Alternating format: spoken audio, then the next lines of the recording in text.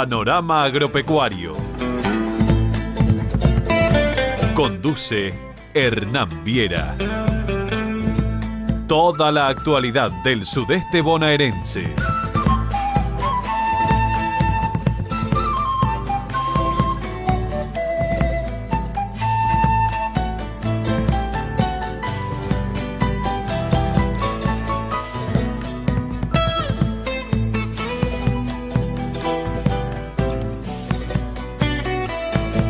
¿Qué tal? ¿Cómo les va? Bienvenidos a Panorama Agropecuario y el gusto de reencontrarnos nuevamente con todos ustedes para compartir las principales informaciones del sector rural. En este programa vamos a hablar de los biofertilizantes. Son productos compuestos por microorganismos que son benéficos para las plantas. Los días 6 y 7 de marzo próximo se van a llevar a cabo dos jornadas muy interesantes sobre microbiología de suelos. Conversamos con la doctora Cecilia Creus y con el ingeniero Carlos Maneiro de la Estación Experimental INTA Balcarce. Y también vamos a hablar de la calidad del agua para los vacunos. Sobre este tema conversamos con la doctora Susana Ye. Algunos temas entonces para compartir en este programa. Les recuerdo nuestras vías de comunicación, el correo electrónico hernan.viera@sudesteagropecuario.com.ar o si prefieren comunicarse a través de mensajes de textos, lo pueden hacer al 02266 155 31431. Muchísimas gracias a todos los amigos por comunicarse.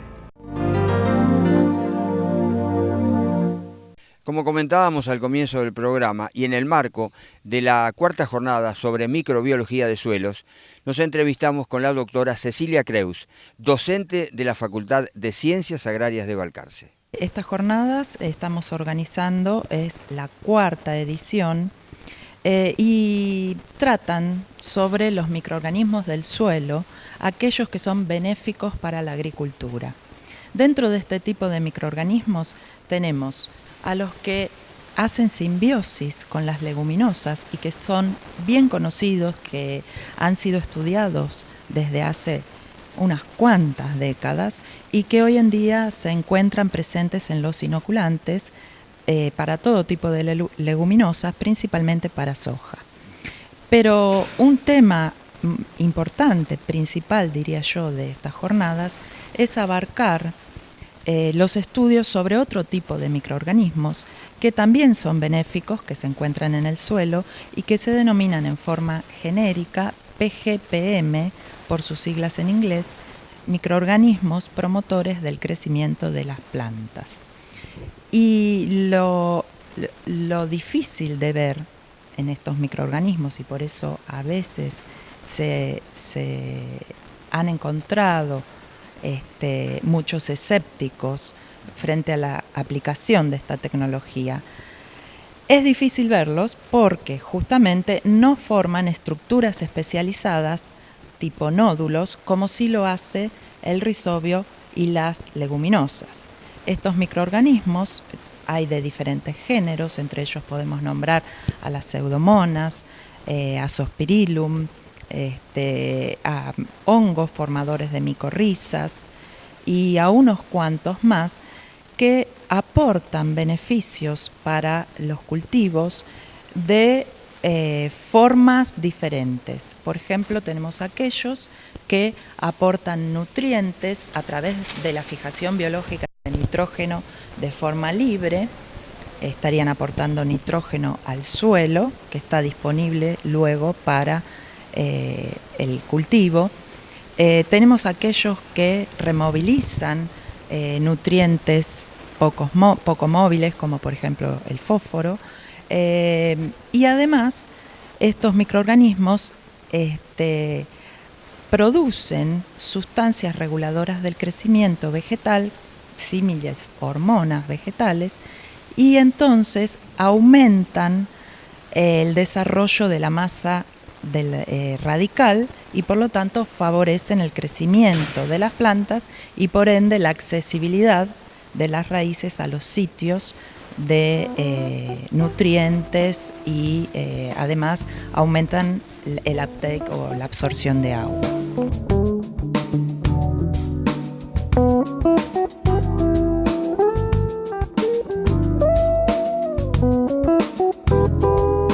Los biofertilizantes son insumos formulados con uno o varios microorganismos, los cuales, de una forma u otra, proveen o mejoran la disponibilidad de nutrientes cuando se aplican a los cultivos. Son productos a base de microorganismos benéficos, bacterias y hongos, que viven asociados o en simbiosis con las plantas y ayudan a su proceso natural de nutrición, además de ser regeneradores de suelo. Estos microorganismos se encuentran en forma natural en los suelos que no han sido afectados por el uso excesivo de fertilizantes químicos u otros agroquímicos que disminuyen o eliminan dicha población. Permiten una producción a bajo costo, una protección del medio ambiente y mantienen la conservación del suelo desde el punto de vista de fertilidad y biodiversidad.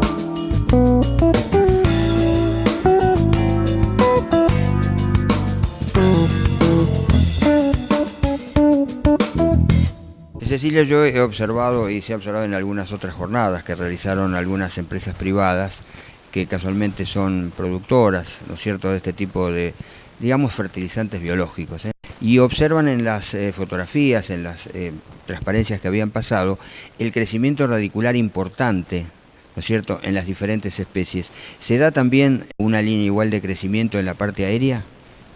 Sí, lo primero que se observa cuando uno inocula vegetales, tanto sea trigo, maíz, especies hortícolas como la lechuga en la que estamos haciendo nuestras últimas experimentaciones, lo primero que se observa es un aumento en la masa radical, ya sea mayor número de pelos radicales, mayor número de raíces laterales y raíces más largas, con, por lo tanto, mayor capacidad exploratoria del perfil del suelo.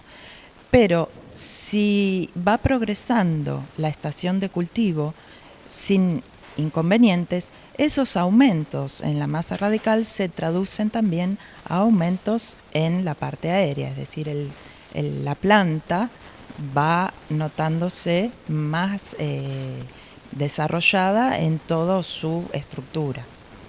Recién conversábamos antes de hacer la nota, Cecilia, que ustedes tenían algunos porcentajes de incremento, por ejemplo, en maíz estudiados, ¿no es cierto?, a partir de la aplicación de estos fertilizantes biológicos.